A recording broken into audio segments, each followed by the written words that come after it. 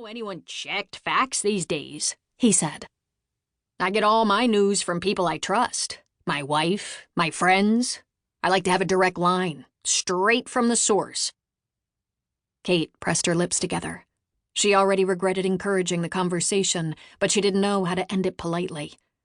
There were rules. Be accommodating. Pretend interest. Give them what they want. You started it. He smiled at her and drummed his fingers against the armrest, scattering crumbs. Anyway, he said, it sounds to me like you made a good choice, switching careers. This guy. He reminded her of Leonard Webb, although Leonard would have hated to hear that. He would have hated this guy's rounded gut and checkered button-down and Midwestern twang. And Kate hated the guy for reminding her of Leonard at all. The plane bounced again. Someone screamed behind them. The seatbelt light blinked off overhead, which couldn't be right. Out the window, the unfamiliar skyline tipped sideways in its oval frame, and Kate's stomach swayed. The guy was waiting for a follow-up, so she asked, unwillingly, "What do you do?" "Insurance. For farmers. I make sure they're not undervaluing their land. A lot of site visits." So, you're kind of a fact-checker, too." He looked at her like she was crazy. "No." The plane dipped. They were coming in over the water now, so low and close Kate felt sure they would topple in. She imagined the water closing over her head. Would she be relieved?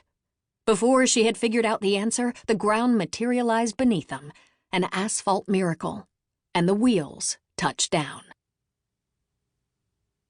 Baggage claim. Kate waited with the rest of the tired passengers while the suitcases circled like alligators. The belt went on, and the crowd thinned as others were reunited with their luggage, and still Kate's bag did not appear. The back of her neck grew sweaty.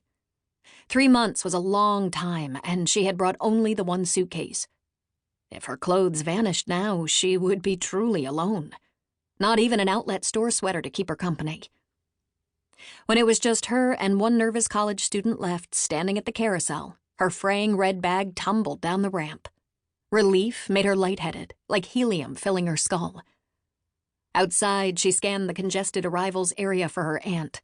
The lanes were a mess of honking cars, panicked drivers bent double over their steering wheels as they searched the sidewalk for their loved ones. She finally spotted Louise waving from behind the windshield of a recently waxed Volvo.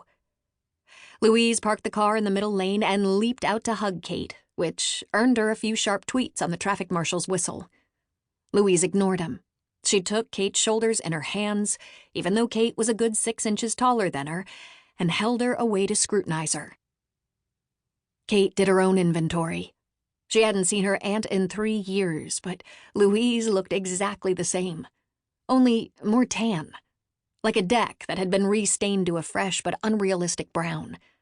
She was petite. She had a metabolism that could process pig lard into sinewy muscle, with a head of tight, tiny curls that always looked just a little wet. Louise was a harder, shinier version of Kate's mother, a version that had been dipped in enamel and set out to dry. Kate remembered Louise as nosy and annoying, but she hoped that her aunt had changed, or that she herself had grown more patient, or that she had simply misremembered. At last, Louise dropped her hands and declared, "You look exhausted." Kate managed a smile. "It's been a long day. I bet. 3 connections? Oh, you should have booked a direct flight." Louise grabbed the suitcase and, over Kate's protests, started wrestling it into the trunk.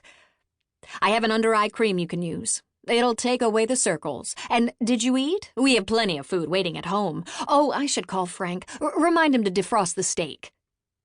If Louise was a renovated deck, Kate was a plaster wall under demolition. Pieces of herself were falling off in the balmy California air. "I can text him from the road if you want."